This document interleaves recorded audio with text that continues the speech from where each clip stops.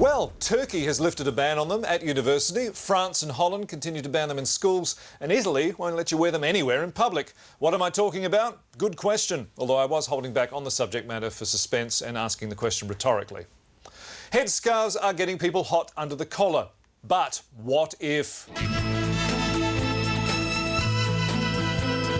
Joining me for tonight's Hypothetical on religious freedom and the separation of state and church is Dean of Theology at Australian Catholic University, Father Benjamin Frank, Dr Aziza Oztumer from the Centre for Women's Studies at Ulladag University, Rabbi Eli Coleman from the Melbourne Hebrew Congregation, Chairwoman of the Australian Hindu Foundation, also my mother, Judy Micallef, author of Mormon Scripture and Its Legacy, Professor M. Jackson Wells, from the Greek Orthodox Archdiocese, His Grace Bishop Seraphim of Apollonius, and from the Australian Democrats, bugger.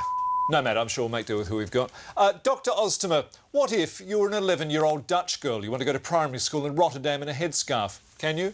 Not if I'm a Muslim. What if you're not a Muslim? You turned 13 and transferred to a high school in France. Any change? As a non-Muslim woman, I would be allowed to wear a headscarf. What if you're a non-Muslim man, Rabbi Coleman? Well, I am a non-Muslim man. But if you weren't, what if you were? I expect I could wear a headscarf. Should he wear a headscarf, though, Dr Oztumer? No. What if his ears were cold?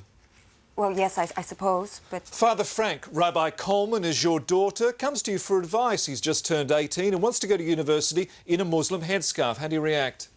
I'd be a little bit surprised, but I would respect her choice and suggest that she goes to university in Turkey, where the wearing of headscarves at such institutions is permitted.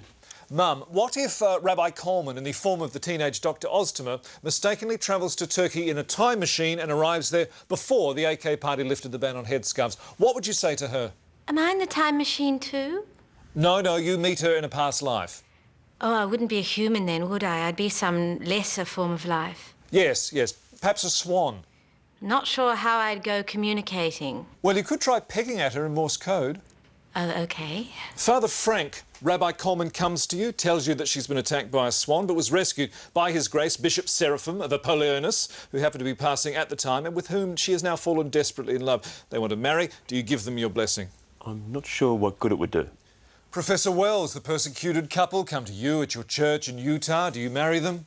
Well, I'm already married, but an already married Mormon is permitted to marry another woman. Unfortunately, not another man. But Dr Oztumer, Mormon marriage is not recognised in Turkey and you're regarded as having committed adultery.